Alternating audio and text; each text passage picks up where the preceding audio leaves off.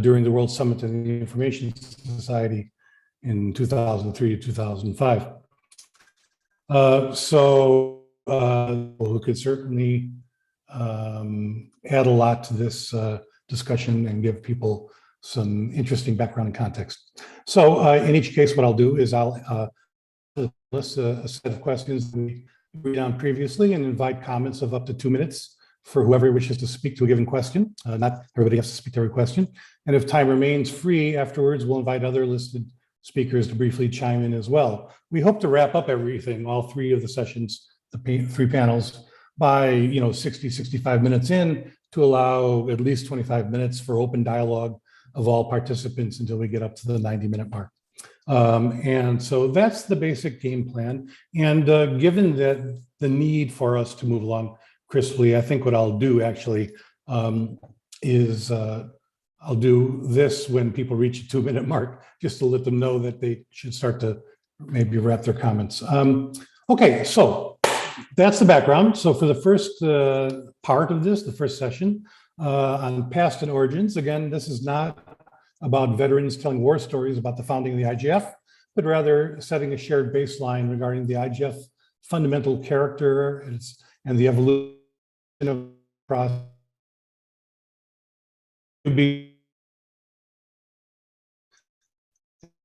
Bill, you are breaking up.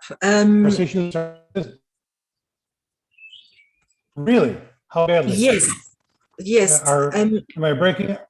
Am I breaking up for everybody or just for? You're back now. You're back now. So let's go ahead. Just go ahead. But your connection is a little bit unstable. Well, Switzerland. What can we do? The Swiss PTT is falling down on the job. So our conversation starters then are three. Marcus Coomer from the IGF Support Association, formerly the head of the Secretariat of both the Working Group in Internet Governance and the Internet Governance Forum, and interim Matt Chair as well. Wolfgang Kleinvector, also a member of the Working Group in Internet Governance, longtime professor at the University of Aarhus, and the founder of the South European School of Internet Governance and global man about town. And Christine Arida, who's in the strategic planning sector at the National Telecommunications Regulatory Authority of Egypt, and a past host country of the IGF, of course. So to get us started, here's just a few questions that we talked about before.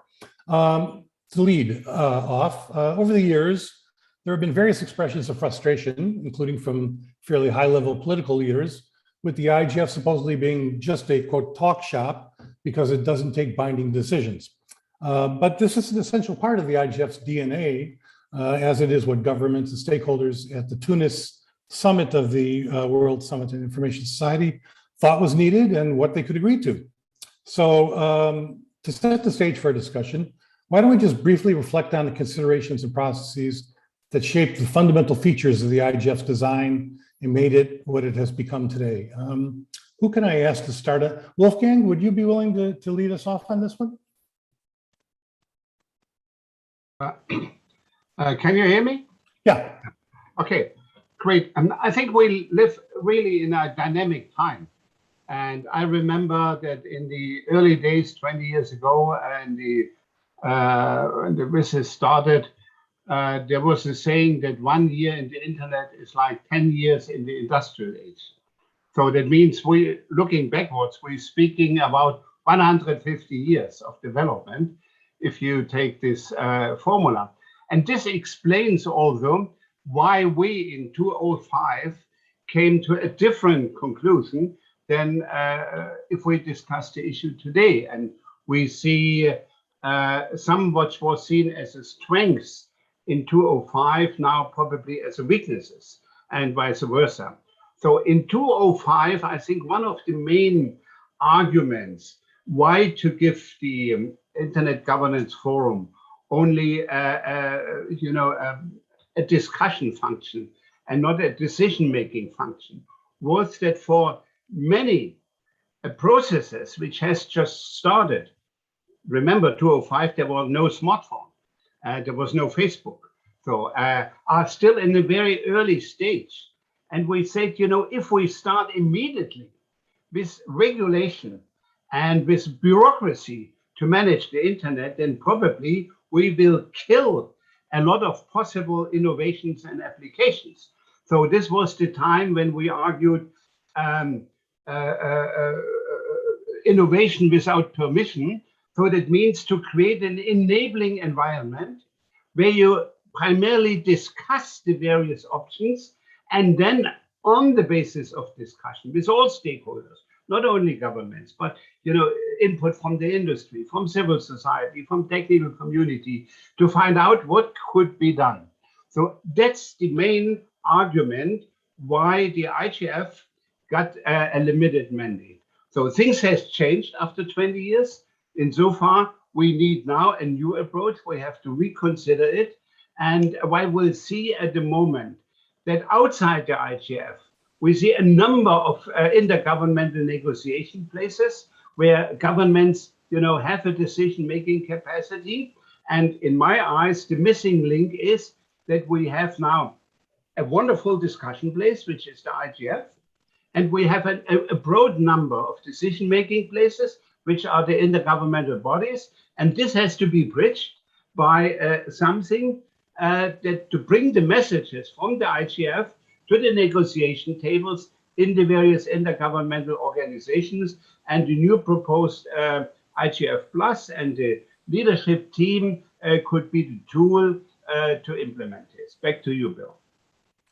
Thank you very much, Wolfgang. Appreciate that, and well said. Okay, Marcus, would you like to maybe weigh in on this Yes, topic? thank you. Can you hear me? Is my connection Yes, also absolutely. from Switzerland better than yours? I hope. In any case, I think after Wolfgang's very high-level approach, I would maybe go a little bit more down to earth. I mean, he's obviously very much right in saying that the internet we had back in WSIS times was not the same as it is now. I do remember, and during the WSIS, we celebrated the first billion on the net, and that was, I think, in 2003 or 4 or so. And as Wolfgang said, there was no Facebook, no smartphones, and so on and on. But WSIS put the internet on the agenda of international cooperation, and it was clear then there were two blocks, those who wanted the UN to have more say in this matter, and those who didn't want the UN to be involved at all. And the IGF was a kind of compromise. WIGIG had proposed a new space for dialogue. WIGIG had identified a vacuum there, there was something missing, and the IGF should fill that space. And the IGF was a compromise. The mandate clearly was set up as a space for multi-stakeholder dialogue, but that was a huge innovation in the UN context. We specifically mention it is a space for multi-stakeholder policy dialogue. And this is, as a member of the legal office of the Secretary General's legal office then said, is it at odds with the United Nations normal proceedings. And now the mandate was not very specific on how to implement this mandate to set up the IGF. There was no template that could be followed, so we had to be inventive, and we left a lot of it open. There were no rules of procedure.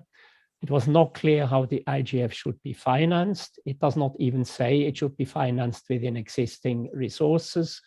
That is not through the UN budget, more or less. And so what happened was that we left it all very open. And that precisely, come back to what Wolfgang said, the strengths and weaknesses. It was felt by many as a weakness of the IGF, whereas others held the view that was precisely the strength, because there was no pressure to conclude negotiations.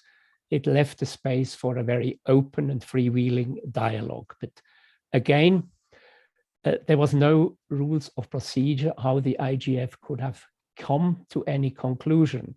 There's one paragraph 72G, which says where appropriate, it can make recommendations. Again, where appropriate is a very diplomatic language, and quite often it is used as a kind of valve, a veto valve, so to speak, where anybody can say, well, this is not appropriate to make recommendations here. And there was no mechanism in place where the IGF could have made recommendations. And this was clearly is a weakness of the IGF. We noticed that also when the dynamic coalitions come up with results, and they have made some substantive progress on some issues, but it has never been endorsed by the IGF. There is a lack of procedure there that allows the IGF to adopt any recommendation coming from the dynamic coalitions. We have tried repeatedly, but always without any success to bring it up to a higher level. And there is clearly room for improvement, which Wolfgang has already highlighted. And times now are different. And also the camps are not so entrenched anymore. I think on the whole, participants in the IGF are more relaxed about the IGF. The IGF has been able to create a space where people are ready to take it a step further, but we have not yet found a way to do so. I'll leave it at that. Thanks.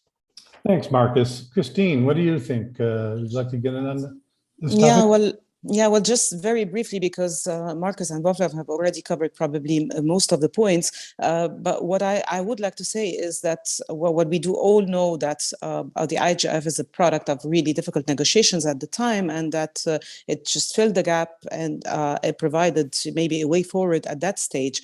But I think what we need to maybe acknowledge is that this very DNA of the IGF, that it's being without taking decisions, has created this unique platform.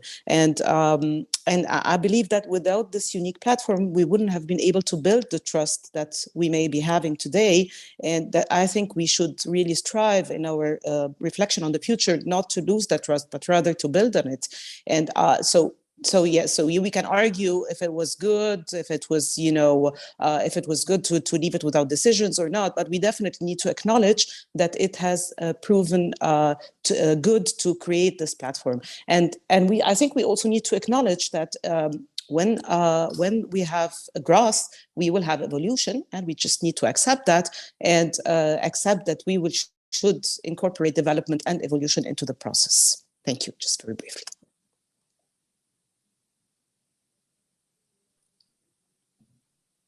Bill, back to you. Important to highlight the role of trust. Is my connection going bad again?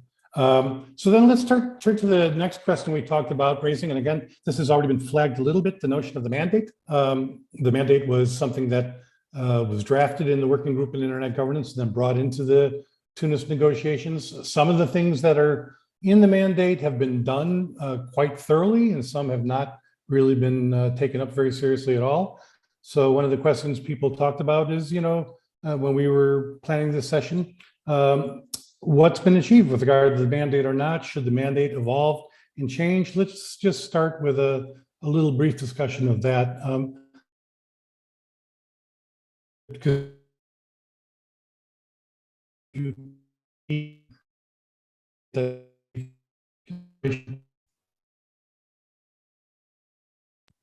Did you hear me, Marcus? No, we're losing you a bit. Come again. That's not good. Swisscom is confounding us. Marcus, I was asking if you would like to say something about the mandate to just help us set the context. Well, why don't you leave? Sorry, Marcus. Well, why don't you leave and come back, and that might solve the problem. Go ahead, Marcus. I will do that. Okay. Yep. Few words on the mandate. I think the mandate as it is broad enough, and my suggestion would be not tweak the mandate, but rather find the improvements within the mandate and leave it from there. But the mandate was, after all, was adopted by a World Summit and was endorsed by the General Assembly. It was, as Christina pointed out, the result of lengthy negotiations. And I somehow feel, or fear that if we touch on it, that the result then might not be an improvement, but it might be worse than what we already have. It's not unlike those seasoned experts on human rights who said, don't even try to improve on what we already have, because the result would be much worse. That was also in Wizy's times when there was a discussion on having a digital UDHR kind of thing. There are certain issues that are best left alone, but I think we have plenty of room to discuss improvements within the given mandate. That's my take, but other people may have different ideas. Thanks. Thanks, Marcus. Yes, and I think that, if one looks at the mandate, it's suitably broad and open. I think that is one of the strengths of these negotiated outcome documents, that they can actually be very open. And I think the agenda is. Anyone else want to comment on that question that Bill asked about the Tunis agenda? Any one of our panelists, even if you're from another segment. Go ahead. Who wants to speak? Mark. It's Christine. Oh, sorry. Christine, and then after you, Mark. Okay. Go ahead. No, I was just going, since we're taking stock and we're reflecting on the mandate, I think it's important to note to which extent the IGF has succeeded in providing this open and inclusive platform, and how it managed actually to attract voices from across the world. So I maybe want to bring into the discussion some of the success of the IGF, if I may call it that way, in achieving that through, bringing in different voices, whether voices of youth, NRIs would come to mind here when you talk about that, how it actually managed, to get that multi-stakeholder effect at grassroots level. So I think it is important to take note of those work modalities that have actually incarnated the mandate into the process and have helped to provide this platform. Because over those 16 years, we've actually seen communities emerge all across the world. We've seen national initiatives, regional initiatives established. We've seen coalitions formed. So I think it's important to maintain that and to actually build upon it as we look into the future. Thank you. Thanks, Christine. Wolfgang, can you go ahead? You also want to contribute to this, and then I'll give the floor to Mark Carvel. But go ahead first, Wolfgang. Yeah, I want to comment on Marcus' reference to the role of recommendations as appropriate. And he said, what is appropriate? And this can be killed. So it was clear the IGF should not be a negotiation body. Anyhow, the IGF was a very, very creative platform and created some other, what I call tangible outputs in form of messages. So that means what we have seen, at least since the Geneva IGF, and it started with regional IGF, that the whole discussion was massaged into some key messages at the end, and probably those messages have a higher impact than any negotiated recommendations. The problem with the messages is that they have a sender, but very often no receiver. So that's why, the new mechanism with the leadership panel is needed, that the leadership panel could work like a postmaster to collect the messages from the IGF and to send it to the receivers, to the negotiation bodies, where governments to fill the gap. So this is more or less an innovative outcome, and insofar the IGF has proved that it is an enabling platform. Thank you. Back to you. Thanks, Wolfgang. Mark, and then we'll take you, Ping, and then we'll close on this question on the Tunis agenda. I see Bill is back with us, and I'll hand on to him. And Bill, we have some questions in the chat as well, which I'll get to at a later stage. But first, let's have some brief inputs from Mark Carvel. Yes, thank you, Henriette, and hello, everybody. I just want to add, from a personal perspective, how revolutionary this was. I joined the UK government civil service in 1980, and throughout the 80s and 90s, I'd been working in an office, in Whitehall, In 2000, up to 2007, I'd been dealing with telecoms policy, and I'd be going to the ITU and talking to other government officials in ITU study groups and so on, and some sector members too. But when WSIS came along and the Tunis agenda and the setting up of the IGF, my whole approach as a government policymaker changed. I mean, I was able to go to a single forum and meet with people from the tech sector, from private industry leaders, civil society, and academics and researchers. And you know, whereas I'd been studying the internet from a book, I was now, you know, right in the heart of a pool of expertise that would help inform me as a government policymaker.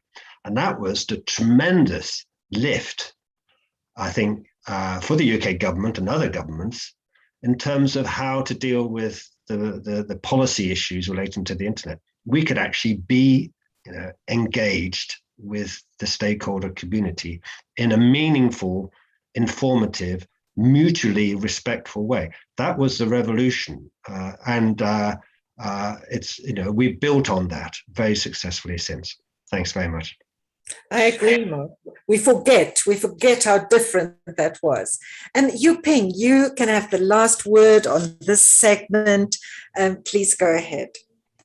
Sorry, Anya, I just wanted to come in on this question about whether you should change the mandate. I just wanted to say, from my experience as having been one of these negotiators at the UN, you don't enter into a negotiation on a mandate unless you know exactly what the outcome is going to be and you know the positions of the countries ahead of time. So I would have to agree with Marcus that, like, it's not necessarily something that you want to do or tinker with unless you are very sure that you can get the outcome that you desire, because he is right that in negotiations at the UN, and I assume that negotiation in the mandate would have to be intergovernmental, it has not been easy at all, particularly given a lot of the politics around many of the controversial issues these days. So that would just be my one observation on it.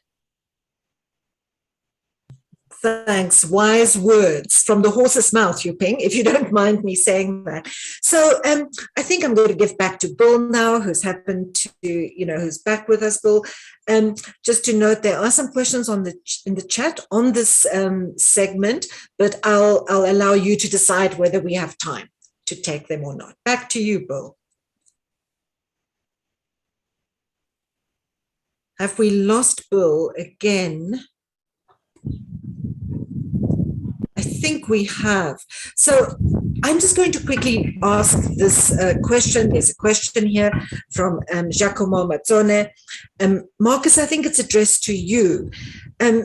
Giacomo is asking about the role of the UN Secretary General.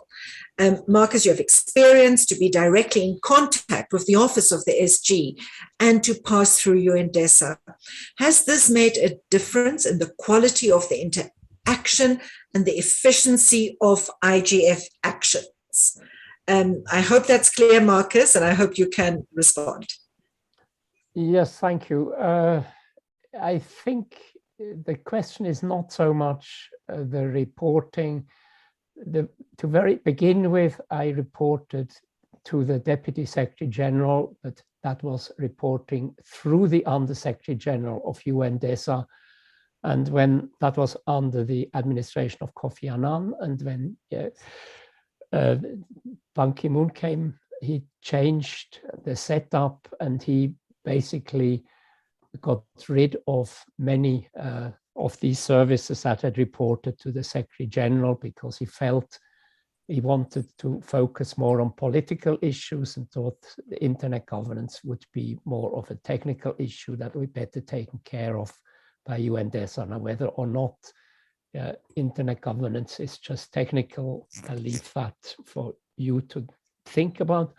But be that as it may, I don't think it made that much of a change. But I think the big change happened when you will recall that in those days, we had the good fortune to have Nitin Desai with us, who was freshly retired as Under Secretary General, who had a direct link to the Secretary General and who held his protecting hand over the IGF. And he was held in high esteem in New York. So his word usually was not questioned. Whatever he said, that was approved, and that really facilitated work then. And he then was never replaced as special advisor to the Secretary General. So we lost a high-level link to the Secretary General. And in many ways, I see now the office of the tech envoy and the appointment of a tech envoy in a way as a back to the future, having somebody like we had in those days in the person of Nitin Desai, who would have a high-level overview over these tech matters, internet governance matters, with a direct link to the Secretary General. So I think that was the basic issue that got lost along the way, that Nitin Desai was never replaced in his high-level position. Thanks. Yes, and I'll just add to that, Marcus, and I think speaking as someone from the Global South, I think the fact that Nitin was from the Global South was very significant for us as well. I see Bill is back with us. So Bill, I'm going to hand over to you to start us on the next segment of today's discussion, which is looking at present dynamics. Back to you, Bill. Okay, and hopefully my connection is better this time. I hope the gremlins are not going to conspire. So for this session, our conversation starters are Fiona Alexander, past MAG member and previously head of international at the U.S. National Telecommunications and Information Administration and a member of the MAG Strategy Group. Flavio Wagner, past MAG member and member of the MAG Strategy Group as well. Parminderjit Singh from IT for Change in India, and Steve Sanz, head of sector in the European Commission and member of the MAG working group as well.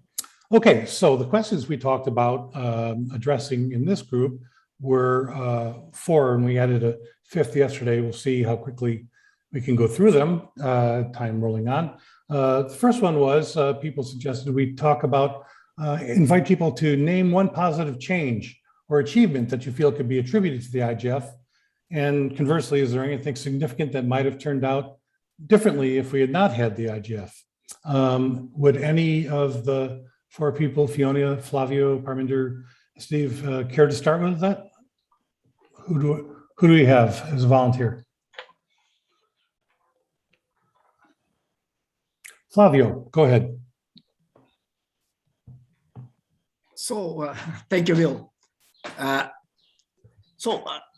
As already recognized by the UN high-level panel on digital cooperation, the internet governance and digital cooperation ecosystem is highly distributed and highly fragmented. So we have a multitude of actors from all sectors and of discussion fora. And this is, of course, a natural consequence of the digital transformation that is reshaping the society. So the internet became relevant for the commerce, for finance system, for health, education, culture, and so on. So as such, it is an integral part of the discussion in almost all fora that address those various dimensions of the society nowadays. But the IGF remains, in fact, as the single international multi-stakeholder venue where all those dimensions are discussed in a holistic way and all actors are invited to the table. This was also recognized by the final report of the UN high-level panel on digital cooperation, which proposed the IGF Plus as the central arena for the digital cooperation ecosystem.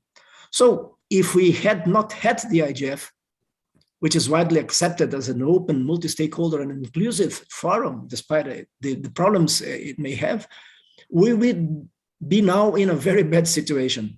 We would be in urgent need of creating this central arena, maybe from scratch, and I fear that we could fail in this effort. So we were very fortunate in having the IGF along all those years during which the digital transformation of the society took such relevance. And I think this is the greatest achievement that can be attributed to the IGF, is the fact that it is there and it is a recognized venue for discussing all those dimensions of the digital transformation processes.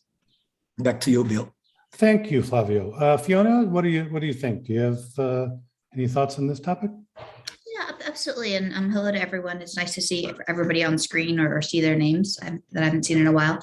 Yeah, I was thinking about this in terms of just reflecting on, my previous career in life and time at NTIA and the experiences that Mark was alluding to in the ITU world and the WSIS negotiations themselves. And I'm fairly confident that the US government wouldn't have changed its relationship with ICANN in the way that it did and as significantly as it did without the conversations at the IGF. The conversations at the ITU on domain names were acrimonious, they were difficult, the negotiations were challenging, and they weren't constructive conversations. And the IGF, by being a discussion forum and by being an open process, and by being a place that brought everyone together, allowed for a much more constructive conversation that directly impacted the decisions that we took at NTIA and how we shifted our relationship with ICANN, first through ending the MOU and doing the affirmation of commitments, and then the second cycle of actually initiating the IANA transition. Obviously, Net Mondial and other venues that were similarly structured, I think, were constructive. But I really do feel that as the person that was directly involved in all of these processes for NTIA over the years, that without an IGF construct, we would not have shifted the relationship in the way that we did. And so I would say that our affirmation of commitments construct, where the US government took its oversight or stewardship role and shared it with the global community, was a direct result of actually having the IGF, because you had the community of stakeholders, you had a forum, you had a place to have a conversation, and you had ways to move forward. So I would say that in particular, at least from my personal experience, was a very positive change and one that I would attribute to the IGF construct. Thank you, Fiona. I think that's certainly true. And Net Mondial, of course, was a little factor there too. Parminder, when we talked yesterday, you had a little different spin on this question. You suggested that we should also ask whether there's any aspects of the IGF that could have been done differently, more effectively, or successfully. Would you like to maybe speak to that side of it? Yes, thank you, Bill. Since so much celebratory stuff has been said, for the sake of balance, let me bring a critical voice. Now, when IGF was formed, and like Bill and others, I was there as well, and our organization wrote a very celebratory piece where we called IGF as a revolutionary innovation, which many other people have also spoken of here. And we actually called it as Democracy 3.0. Now, what is 3.0? Democracy 1.0 is a regular representative democracy. Democracy 2.0 is when people are allowed to present their views, which John Gaventa, a theorist of participatory democracy, calls as invited spaces of participation. And now, first time, he also called something as invented spaces of participation, where the civil society or others invent their own place and have a participation from there. So what we saw, IGF was first time an institutionalized invented space. Now, it was a pure space of participation. However, it was institutionalized as such, which never happened. And therefore, that was revolutionary for us. And we looked at IGF as an institution of participatory democracy. But that was its founding logic for us. And that's why we were happy. But as we saw its practice evolve, it never took itself as a participatory democracy institution. There was no theory or practice of participatory democracy. They didn't look out to very, very well-established theory and practice of participatory democracy. And something new called multi-stakeholderism emerged, of which there neither is clear theory or even practice written down. And the real on-the-ground effects of this was that while participatory democracy looks at basically diversity as the biggest thing, and looks and reaches out to voices which have not been represented. So they look at diversity and representation. But what did this new body start doing was that it started to emerge kind of an IGFers who were a backslapping club of people. And therefore, they started to look at their legitimacy from within, from each other, and not from outside. And therefore, the diversity was gone. And I could actually see an IGF worldview emerge. Rather, that was never the point. And therefore, there were deep concerns. And the developing countries are all gone, which were there initially. The development NGOs with which I participate, and they participate in digital policy making in Europe and Asia, are not there. So developing NGOs are gone, developing countries are gone, and there's certain uniformity of view has emerged and representativity vis-a-vis the plurality is completely gone. And therefore, I think IGF should again address itself to participatory democracy at its leading light and look at the theory and practice of that. Thank you. Thank you, Parminder. That's a great provocation, and hopefully will stimulate some responses. Let's see, would anybody like to respond on that particular viewpoint? Or we can come back to it later as we go through this. I'm not seeing hands, so let me turn to the next question and we'll cycle back to Parminder's point. Has the IGF altered the global discourse? And I think this is a related question. Has IGF altered the global discourse or debate in any significant ways? How much does such a discourse and soft norms matter relative to negotiated formal agreements and so on? Many people who are in this space think a lot about the importance of norms and shared discourse, etc., but a lot of others take a different view of that. Any of our panelists wish to speak to this question? Please raise your hand.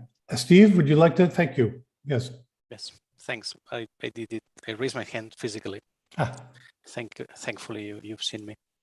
So yes, thank you so much first for all the reflection. I think that what I'm going to say links a bit with what we were discussing in the other section of the panel. I think it's very clear that the European Commission institution I represent really thinks of the IGF as a crucial piece of the internet governance architecture. And this has been the case in the past. It will be the case in the future. This is very clear. It is also very clear that we are firm believers on this notion of the IGF plus, which is, you know, a reflection a bit of what we are discussing here, that involves indeed having a clearer set of topics that might end up leading to clearer messages or guidelines that the internet governance community, the big stakeholders or big decision makers can use indeed. But going beyond that, thinking about the IGF as a platform that would create some sort of soft law or hard recommendations toward institutions that, let's be clear now, they do not exist at the global level. They are basically regional level or big techs that make these decisions. That's going one step too much for the Commission, for sure. The Commission is very much committed to the multi-stakeholder model. And the IGF and the debates around the IGF are fundamental for that. And you know, I'm relatively new on the IGF process, but I've been around on regulatory structures and decisions in the Commission for a while. All these debates are crucial, really. They really shape the way in which the decision-making process in the regulatory environment takes shape. And we all take note. And with that, I would like to really point out that this is really how the Commission has seen, but we will increase it in the future, the IGF, at least one of its crucial aspects. We discussed this, the internet is not what it used to be. It's no secret that the Commission has engaged quite intensively into regulating the internet and regulating especially the application side of the internet. There is basically no better forum than the IGF for the Commission to check the global temperature with the multi-stakeholder community on all these regulations. And this is something that we've done. It's something that we will continue doing and something that we would encourage big internet decision makers, including big companies, to do. To use the IGF really as a sounding board, as an accountability mechanism at the global level to check the policy ideas with the multi-stakeholder community. Fantastic. And that was certainly part of the original concept. So thank you for that, Steve. It's important points. Flavio. Thank you, Bill. Thank you again. So you ask if the IGF altered the global discourse. I would not claim that. As I mentioned before in my previous intervention, the greatest achievement of the IGF is the simple fact that it endured and evolved.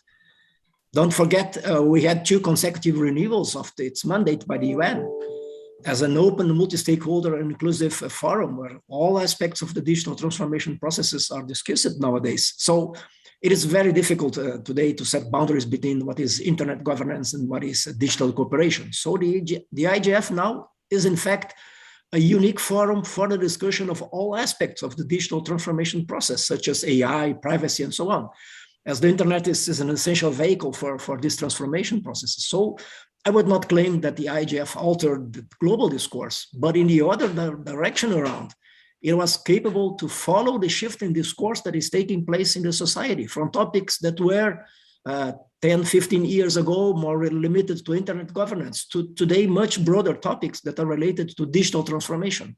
In that sense, the IGF kept and renewed its essential value as a unique central venue for debate, and originally in the area of internet governance, and nowadays in the much broader area of digital cooperation. Thanks, Flavio.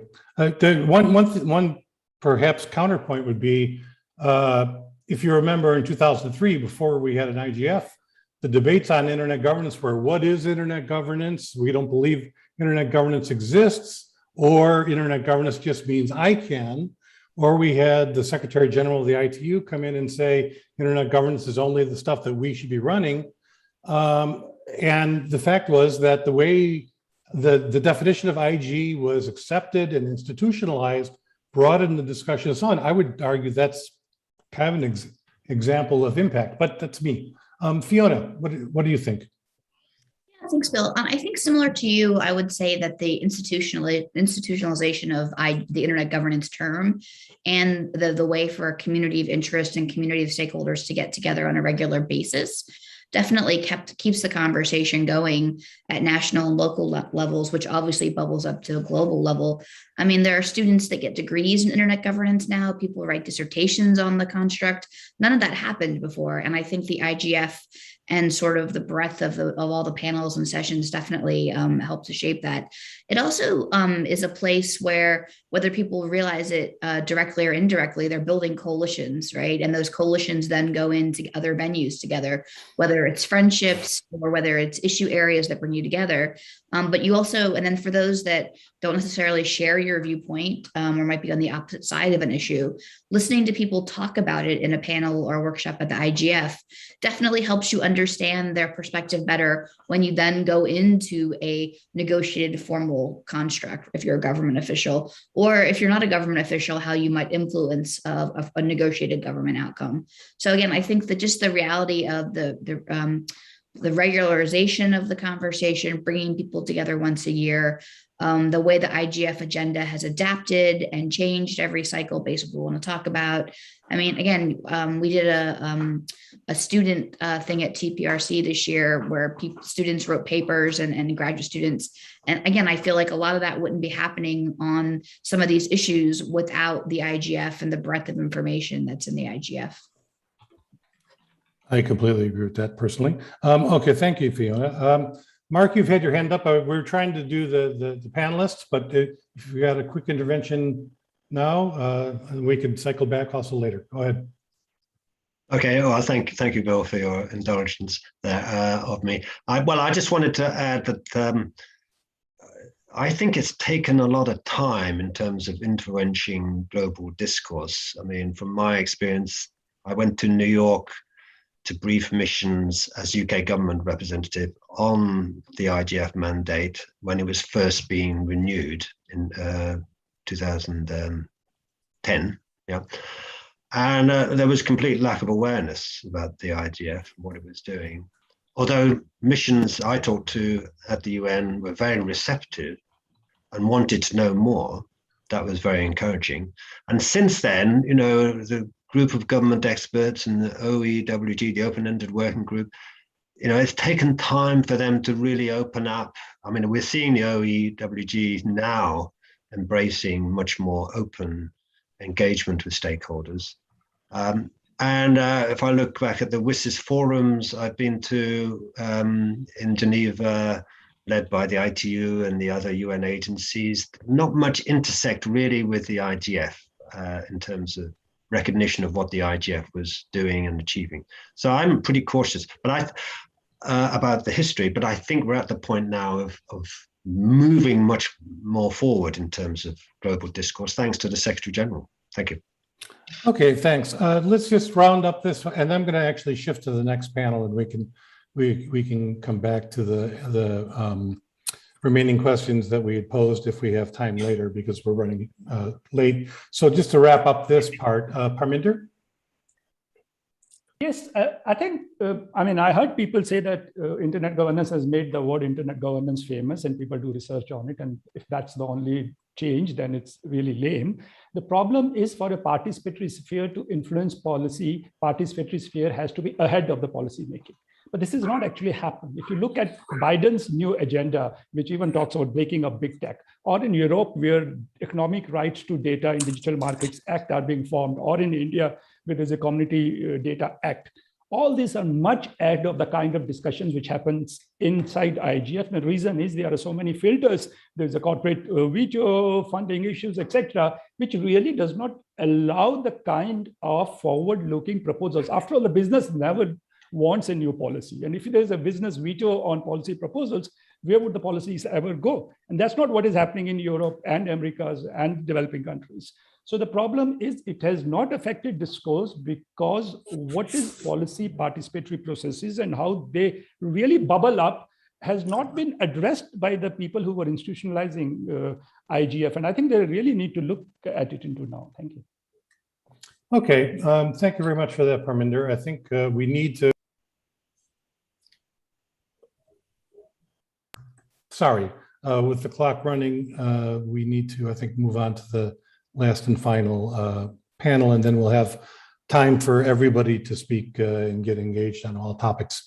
So let's do that. The last bit was supposed to be on future IGF futures and options, and our conversation starters were Yu-Ping Chan from the Office of the UN Secretary General's Envoy on Technology, Conchitina Casa, past MAG member and co-chair of the Working Group on Strategy from the Italian government, and Mark Carvel, who we've heard, Eurodig member and former UK government policy advisor and MAG member and member of the strategy group. So let's go look at the questions that we agreed to talk about here. The first was about various calls from high-level government figures and others for IGF to produce more tangible outcomes. What forms could these outcomes take? What would be needed for the international community to agree to such a process and to more tangible outcomes? What do people think about this? Could I invite our three speakers to lead off? Maybe Conchitina or Mark? We just heard from Mark. Conchitina, would you like to say something? Titi? I don't hear you. Sorry, you got your mic muted. Can you hear me? Yeah. Okay, so thanks a lot for inviting me to this panel. So I think there are several progress that have been made in the IGF in the last years, starting from the messages that were very useful because were very concise and also important to address policy maker. But maybe there are also other forms that could be used to produce more tangible outcome. One is work on legislation. Thanks to the fact that the parliamentarians have been included in the IGF, maybe more action could be done, more communication, more promotion could be done on these groups of stakeholders in order to apply the messages and having that they translate in rules, in more regulation and norms. And another important thing I think is the best practice and trying to share more the best practice that are coming from the NRIs that are an important added values of the IGF. I think the best practice could be used to spread, the best examples in the world, try to adapt and to use it. This is on my side. Thanks. Okay, so make better use, fuller use of the various new mechanisms, the policy networks and other things that have been grown up around the IGF. Who else? Mark, could we come to you or Yu-Ping, whoever? Shall I? Yeah, go have a go. Sure. Thanks, Bill. Yeah, this on the face of it looks tricky because we all want the IGF to have impact, but it's a non-negotiating forum. That's the beauty of it. Imagine if it was a negotiating forum, things would take forever to get agreed and they'd be out of date because technology would have moved on and so on. But, can it have impact? And I think there are ways of doing that. The track record of the IGF in articulating areas of broad consensus, identifying where there are divisions, is useful. That's informative for policymakers in governments and decision takers in industry to know where the sort of broad support of direction is going to be. So outcomes can articulate that. And as Konstantina said, the sort of presentation in form of messages. In fact, you just mentioned I'm a member of URDIG. URDIG broke the ground on this. We decided in URDIG at a very early stage that we needed to capture the discussions in our regional forum in Europe in the form of easy to read messages that would send signals. Do this, don't do that. We think this is the best approach, or these are options. Messaging is very important. And the IGF has followed that example of URDIG, I think, effectively. Best practice, IGF has been doing a lot on best practice, articulating best practice for the global community, for local communities worldwide to read about and understand. Toolkits, outlines of recommendations for policymakers. I think that is important in terms of direction for achieving an outcome. Not hard regulatory approaches, but recommendations to policymakers based on dialogue, which has really got behind an issue and worked out what's going to work, what's not going to work, what are possible options. So I think there are ways of doing that. And then, setting out possible actions to follow in an IGF output, how to review those actions, who would be best placed to implement those actions. These are all things that IGF outcomes could articulate and be followed as a matter of choice or not by the target audience, if you like, of decision takers in government and in the private sector, the industry. Okay, thanks, Mark. Yeah, no, I mean, I've been arguing in various places that we should have something called options for action and not just geared towards governments. You lay out a menu of choices that without having to agree one fixed thing, I think that could be useful, and also for NGOs, business, etc. Yuping, would you like to get on this topic, or would you want to wait until another? I think it's come. Thank you so much, Bill. I think it's come out a number of times. Marcus has talked about it. Wolfgang has talked about it from the start, and now it's being picked up by Mark and TT. This idea that there are so much good discussions in IGF and that there needs to be a way to distill it down to some kind of outcome that is not necessarily negotiated, but an encapsulation of key messages there. As Mark said, maybe it's a do's and a don'ts, like what should be happening. What do the multi-stakeholders agree are the key challenges and best ways to address them? And what are key concerns of multi-stakeholders at this particular time in internet governance? And that's precisely, I think, the value of the IGF, that it really is an external perspective on what governments should be concerned about, and that perhaps through the more rigid intergovernmental processes that we have here at the UN, we are unable to say, because it's just politically not possible to call out internet fragmentation and the role of all countries on both sides in that particular area. So I do think that is that value of the IGF. And then what we do need is precisely what colleagues have been talking about, a way of translating that into the policymaking forums. And I do think that perhaps it has been mentioned that the IGF leadership panel is how we as a secretariat hope that these precise messages and these discussions can then be effectively translated. And I think it's particularly resonant ahead of, and perhaps we can discuss it a little bit more later, ahead of this global digital compact that has been proposed by the Secretary General in the Common Agenda, where it is precisely that understanding of what are the key principles that should bind not just governments, but also private sector companies and civil society in a collective understanding of what the digital future should be. It doesn't have to be that specific. And you're right that if we go into those type of line by line negotiations, not just at the IGF, but even in the UN processes, I'm not sure how far we could get. But certainly there must be these key principles that we should collectively agree on that then perhaps can guide and signpost the way towards more specific types of agreements that can be discussed and formulated and come out somewhere else as well. So that is really how we see the Global Digital Compact process. And you're right, it has been thanks to the trust, the processes of multi-stakeholderism, the confidence that's been built through all these types of discussions that has allowed the whole digital cooperation process, through the panel, through the roadmap, through our engagements, on and on over these last few years to get us to this particular point.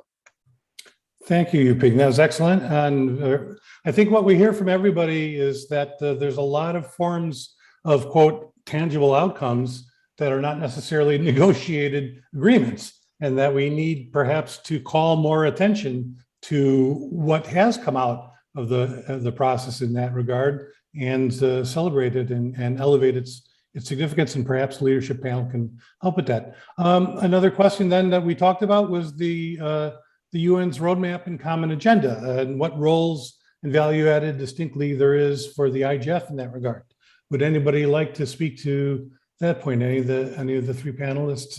Perhaps starting by just flagging for people who aren't deeply entrenched in this, what the roadmap and common agenda are with respect to internet governance. Can I ask any of the three of you to do that? I can start if you like. Thank you. I think it's important to reflect on the power of the IGF in terms of network as global IGF, but also as NRIs, because the IGF has an enormous potential as it is a distributed network, and also considering the value of dynamic coalition, the best practice forum, the policy network.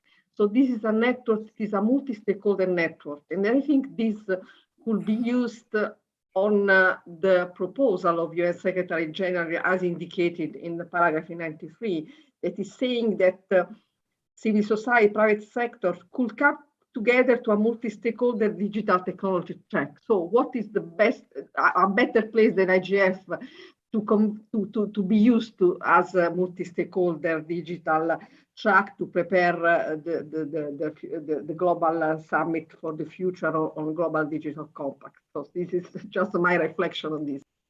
Thank you, Titi. Mark?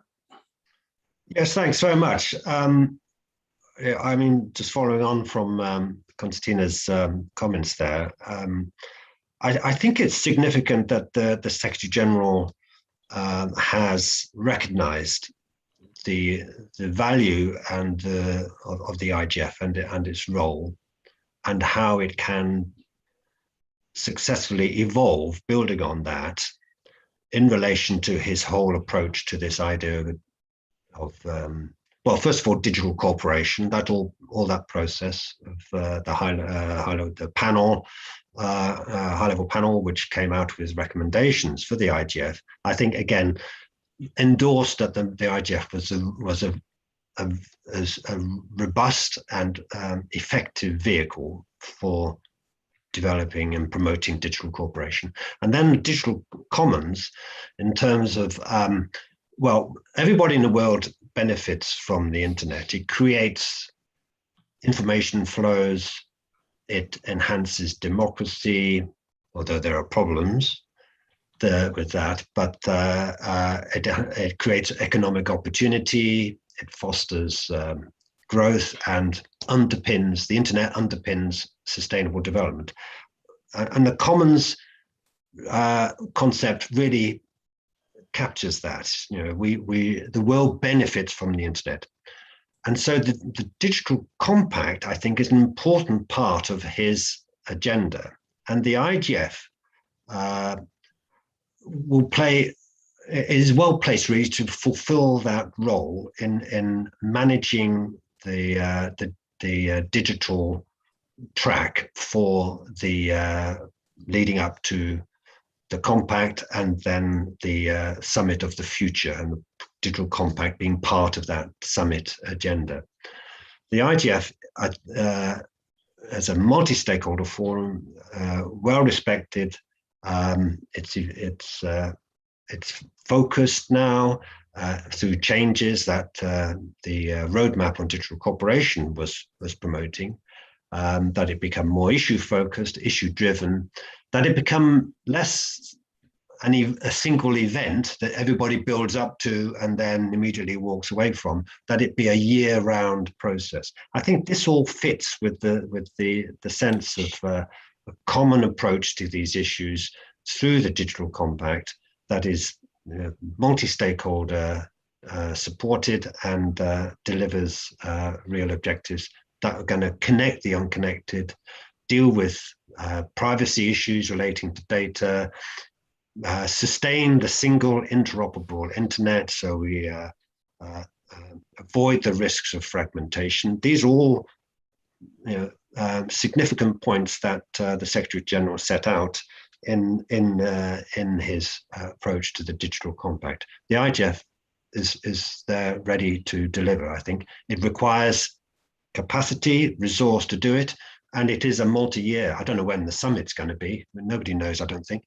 But we should start. The IGF community should start as early as possible to work out how it's going to contribute to the Global Digital Compact and the track on digital leading up to the summit.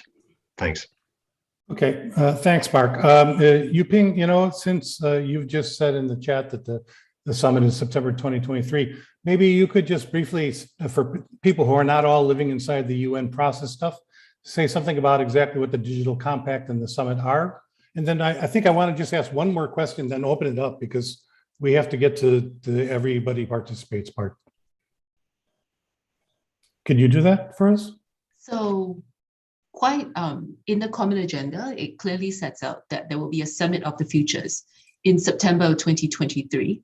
The Summit of the Futures has a number of tracks. It's not just a digital track. There's also outer space, environment, I think youth, and so forth. So the idea is that all these various aspects of what the UN is working on will culminate in the Summit of the Futures in 23, one of which is the agreement on a Global Digital Compact. So the deadline for Global Digital Compact is September 23.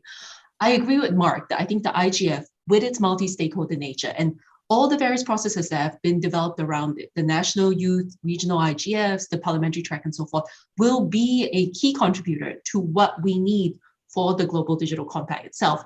I will say, however, that it has been quite clear from some of the discussions around the broader common agenda, not just the Digital Compact here in New York, that there is an expectation that it has to be done through deep consultations with member states, and that even the process itself of negotiating the Digital Compact is not that clear. And as a result of that, to be very frank, I actually am quite concerned over whether we can even preserve this multi-stakeholder nature of the eventual negotiations towards the Digital Compact. And this is why I do think the IGF's role will be critical, because it will be sort of the fact that you have all these ongoing networks, processes, and inputs that can then lend itself to say that we do need this type of multi-stakeholder approach to the Digital Compact. And so I think you're right when you say that we need to find a way to activate the various IGF processes such that it can contribute inputs into the Digital Compact. This will not just be the role of the IGF. We are also talking to other institutions, other processes, other initiators, other global convenings, which are of a multi-stakeholder nature, to say,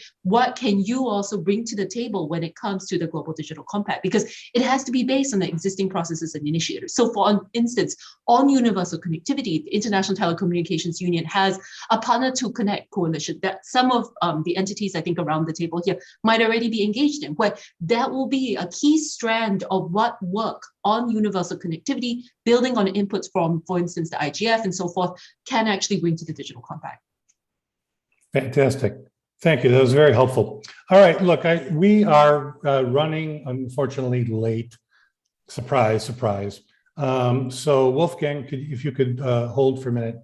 I think we could maybe come back to the question of the leadership panel and some of these other things in the open part, but we want to get everybody's voices at the table. But I know that there's one question that several people involved in launching this session were particularly keen to hear about, and this is the notion that came out of the MAG strategy group about the IGF Secretariat and the MAG working collaboratively on a multi-year plan, and whether that's a feasible thing to be doing and what obstacles are preventing it from happening and so on.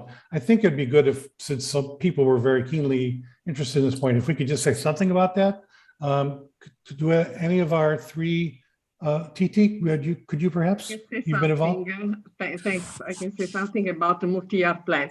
Okay, so this multi-year plan actually was being proposed by the working group strategy in order to have a more strategic IGF. The idea was to have an IGF more strategic with a broader vision, an IGF that was a kind of reference, a kind of institutional framework for improving global digital cooperation, and also to facilitate continuity on the past working, and also to strengthen and exchange all information related to digital cooperation, obviously including internet governance. So the idea was to just consider a few policy areas to be included in the plan that could be addressed by the IGF in the coming years.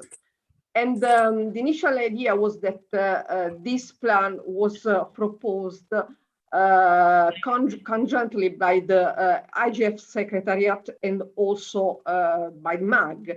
And then after this first proposal, to open a broader discussion to include comments from the community, but also comments from the NRIs, obviously, and the other intersectional activities. So, and the idea was that this plan, the final plan, should have been approved by US Secretary General. And then the plan indicating the policy areas should be also constantly monitored by the MAG, just checking the results. In this way, the working group thinks that we could have a more strategic and a more broader vision of the IGF activities.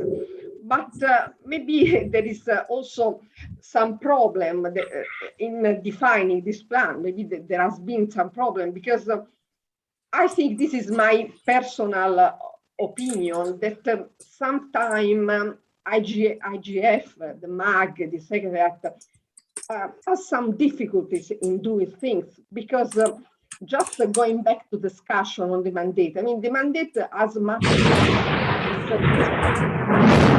quite broad, but maybe should be extended, improved to include also the other function that the IGF has acquired in this last year. I mean, the mandate of the IGF has been issued in 2005 when we had 1 billion of users. Now we have 4 billion of users.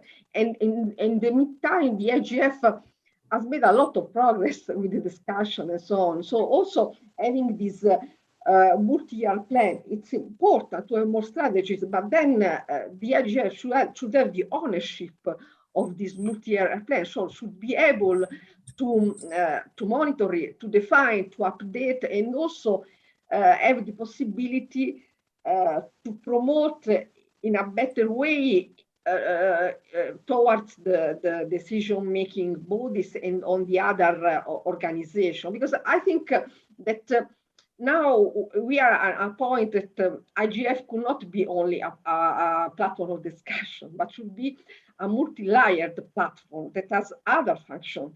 Because as a discussion, it should be a discussion forum, yes, but should be also something else. Should be something else, as it should be a place that promotes the messages at the decision-making body, but not only, also at operational level. So I agree that the mandate is okay, it's broad, but should be updated to consider the new functions that are needed to innovate and to reform the IGF. This is the message from the UN Secretary General. So it needs the tools to do it. This is my opinion.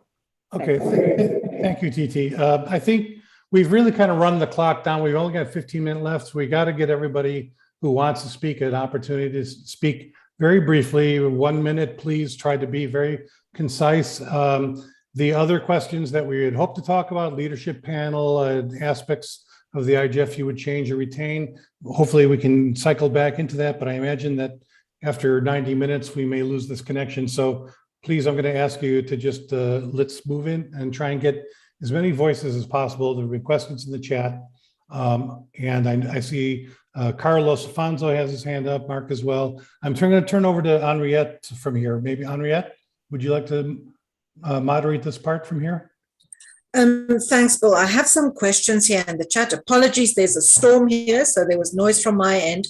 The first question was from Evelyn, asking, should we change the name of the IGF to the DGF, the Digital Governance Forum? And it's been discussed in the chat, but I'm just raising it in case one of the panelists wants to respond further. And then Aidan asked, do you think political actors, elected officials, party leaders in your region fully appreciate the importance of the IGF? And are they adequately represented at the IGF? Then there was a question from Marilia to any of the speakers saying, as we know, digital policy topics have moved to trade discussions, therefore moved away from multi-stakeholder influence. This year, UNCTAD published a good report on data flows, and it questions the adequacy of trade negotiations to tackle this issue.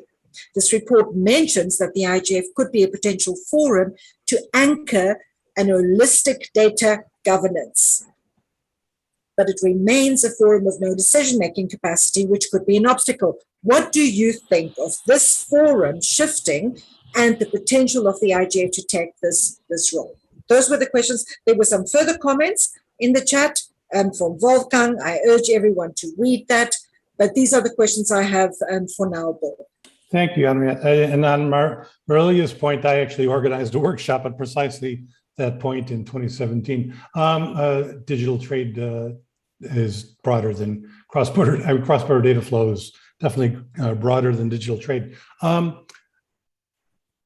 Can we get some voices, Mark, if you don't mind? Let me try and get voices who haven't yet spoken a little bit. Carlos, you've had your hand up for a bit. Would you like to jump in, please? Yes, very briefly. Can you hear me? Yes.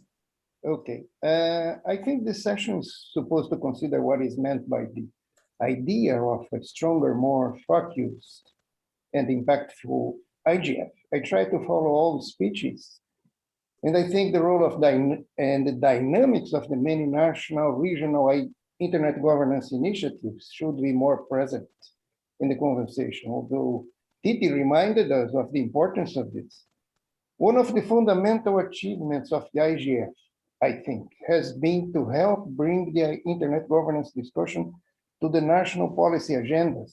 The IGF Secretariat is doing a dedicated work of trying to sync the IGF processes with NRIs. And we are at the point of being able to say that we have a sort of planetary internet governance ecosystem information. It's being formed as a planetary internet ecosystem, governance ecosystem. So let's think about this. Thank you. Thanks much for that. Are there any other people who haven't spoken yet? Otherwise, Mark, can I ask the last question we were going to ask to everybody? Or do you want to jump real quick on something? Go ahead. Just 30 seconds on multi-year. Okay. IGF has experience of that, 4 years doing connecting and enabling the next billion. I think there is ways to develop the capacity. The IGF and the MAG does not have the capacity at the moment to work up a coherent multi-year strategy. The IGF has to be strategic, and that means multi-year and involving all the elements, all the intersessional stuff into that strategy. Thank you. Okay. Very good benediction comment on that topic. Look, we had said that we were going to ask everybody one question, and Henriette has pinged me again about this. So, and this is to, somebody's got music going. So this is to all the participants all the panelists, but then anybody else who wants to weigh in too, name one aspect of, and you can do this briefly, I think, name one aspect of how the IGF operates that you would change, one aspect you would like to retain. Who would like to throw something on the table? Change and retain. Anybody? Can I jump in? Sure. Yeah, well, definitely. I think it has been pointed out by other speakers. Like I think Christina was the first to mention it. We should not lose the essential open nature of the IGF and the capacity to have this open dialogue, which was mentioned by many speakers, and which was that aspect that created trust, I think, among all stakeholders. And this is, again, many pointed it out, this was a huge thing, and it was quite revolutionary to have this multi-stakeholder setting in a UN framework. And this is definitely something worth retaining. And something, again, strengths and weaknesses. One of the weaknesses may be linked to this strength, it's the very loose character, and there is some need for some tightening the processes that allow for a more streamlined, I wouldn't say decision-making, but you see it in other multi-stakeholder forum. ICANN has a very elaborate and very refined mechanism in place that allows them to come to conclusion, and this is something worth reflecting how we can tighten this up. We need some kind of rules of procedure. Thanks. Great. Thank you for that, Marcus. Flavio? Thank you, Bill. So as something that must be retained, I would just reinforce what Marcus just said, that the IGF must remain this unique, open, and multi-stakeholder forum for the discussion of a very broad digital cooperation and internet governance agenda. So the agenda became much broader, and this is nice to be there. This must be retained for sure. And the thing that must be changed is that the IGF must produce more tangible outcomes. This has been a permanent recommendation of improvement along the years by many different working groups since the beginning of the IGF. But progress has been very modest, and this must be changed. Even if the IGF should neither become a decision-making forum nor approve non-binding recommendations, it could at least propose, discuss norms and best practices and offer them to decision-making bodies, legislators, regulators, and to the private sector. With this proliferation of institutions and fora now discussing digital cooperation issues, the IGF risks losing its value if it does not provide more tangible outcomes to the community. This is my take. Thanks, Flavio. Parminder, I'm going to guess you might have something you would change about the IGF. Yes, I want IGF, as other people have said, to keep its foundational formative logic intact, and it is open multi-stakeholder policy dialogue. But I think it needs to address itself to the theory and practice of participatory democracy. Policy participatory processes are long theorized and well-known area. Somehow IGF people have taken it upon themselves as there's something new and this has never happened. This is not true. UNDP has elaborate research on participatory democracy and participatory policy making. Other organs inside the UN and outside have great amounts. So go and get is assessed from people who do participatory democracy, get assessment of IGF processes and see where funding comes in, where policy space capture comes in, how diversity is brought in. Today, I'm working right now in WTO processes, and in a intergovernmental WTO process, there's more variety of views than there is inside IGF. What is, so just open yourself up to criticism, because criticism and plurality and different views is what a participatory sphere is, and then alone you will bubble up real forward-looking policy proposals, which will then, some of it would become policy, but right now you become too conservative and somewhat backward-looking, and this we should shed. And I think there's a lot of hope for that. Thank you. Okay, thank you for that, Parminder. We have 7 minutes left. We actually have time left. Somebody who hasn't spoken, like to weigh in on this topic or on any of the topics that were listed on our on the webpage as points that we wanted to try to cover. We did not cycle back to the question of the leadership panel. I don't know if anybody cares to speak to that. We did not really get into the policy networks and those mechanisms too much. So is there any, Giacomo, please. Yes. No, my question is, I think that we need to consider in the future of the IGF also the relationship with the WSIS follow-up. This dichotomy that was decided as a compromise in Tunis to get out from the impasse that was there, today doesn't make so much sense. I think that we are going back and forth in these two arenas discussing more or less the same thing. And very often we have the same people around the table. So I think that if there is a reconsideration from the UN of the strategy in this field, this need to be taken in consideration. Okay, thanks, Giacomo. Who else would like to put their hand up? Any other new voices that I have not seen waving their hand? I'm seeing in the chat that there are people like Mariella and Nigel and Evelyn and Manal and all kinds of folks here. Anybody want to speak up to something? Giacomo, your hand is still up. I don't know if that's still intended for the, okay. Anybody? And any of the topics we've covered? Otherwise, we're going to end early, which would be very peculiar. Okay. Well, can I take a 1 minute statement? Because since a couple of years, we have parliamentarians more involved, because our understanding of the multi-stakeholder model is that we speak about governments. But, you know, with the recognition that more and more issues becoming the subject of national legislation, parliamentarians are becoming a key player, at least in a democracy where you have differences between governments and the parliaments.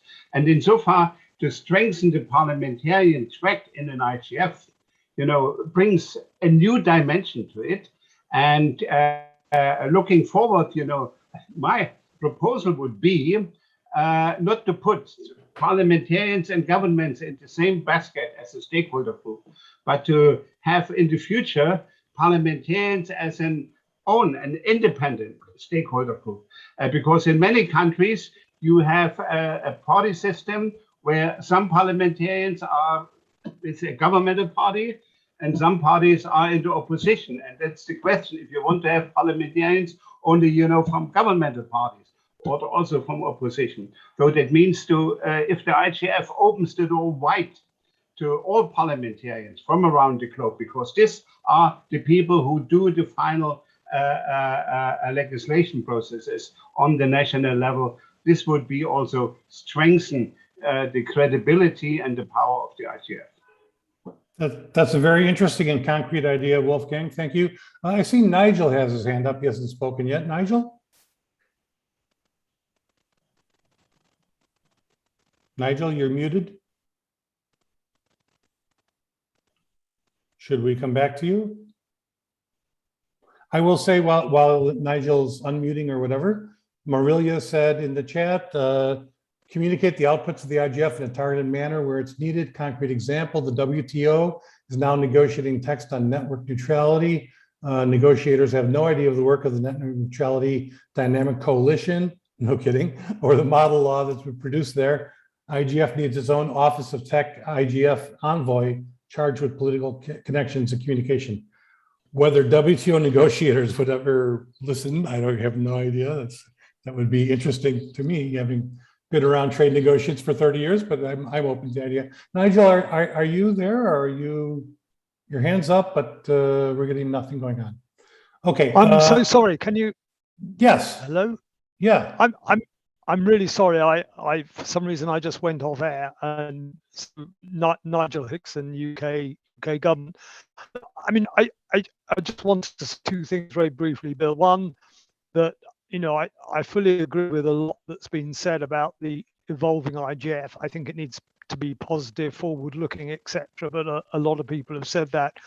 I also think it needs to be fully involved, certainly from next year in the discussions on the WIS mandate itself. I mean, not in a decision-making capacity, obviously, but given the array of stakeholders involved in the IGF, it surely should be debating these issues, and with the constraints of the UN, which are understandable that in the negotiations leading up to 2025.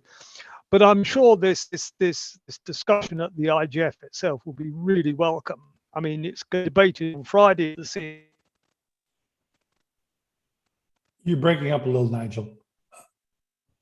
Okay, I think we caught the most of what you said. We have literally 1 minute left, and I want to ask Henriette to do a closing benediction. So Mark and Parminder, could you just make really brief final thoughts, interventions? Mark? Thanks. Yeah, on the leadership panel, I think that has a role to play with regard to the IGF mandate renewal in 2025. The leadership panel as a advocate for the multi-stakeholder forum, and its role generally, as I said in the chat, is going to be important. We just have to find the right people and have safeguards, because this panel is not going to be decision taker. It can't be top down. It's got to be integrated within the bottom up process that is the IGF. So we'll see how the nominations call turns out, but I think there is a valuable role for a leadership panel in advocacy and building bridges. Thank you. Thanks. Parminder. Yes, on leadership panel itself, I completely agree with Marcus that Nitin Desai was a very important bridge, and I welcome the Office of Tech Envoy, which is very, very important. But I'm not sure about this leadership panel. I heard a lot of people say that it would have a postman's role. Leadership panel does not have a postman roles. I do not want to get fancy tech CEOs and other CEOs, and they will always be propagating their views. That happens because you are naming it as leadership, calling big egoed people up there. The mix is very clear. They are not going to listen to some messages and say, I am a postman. They are not going to be postman. And I'm very worried about that. And I'll stop here. Yeah, I think we all recognize the leadership panel issue is very fraught, and we're going to have to see how that evolves going forward and make sure that it is right-sized in its assumptions about its role and so on. So, all right, so we are over time now, technically. So, Henriette, would you like to close it up with a little closing synthesis and benediction? I am not going to try and synthesize. I don't think we have time for that. I really want to thank everyone. I think this kind of debate, discussion about what is strong, what can be stronger, what is weak, looking at issues of diversity and plurality in the IGF, and its strengths as a non-negotiating forum, but the weaknesses that can link to, and how we can address that by being more outcome-oriented.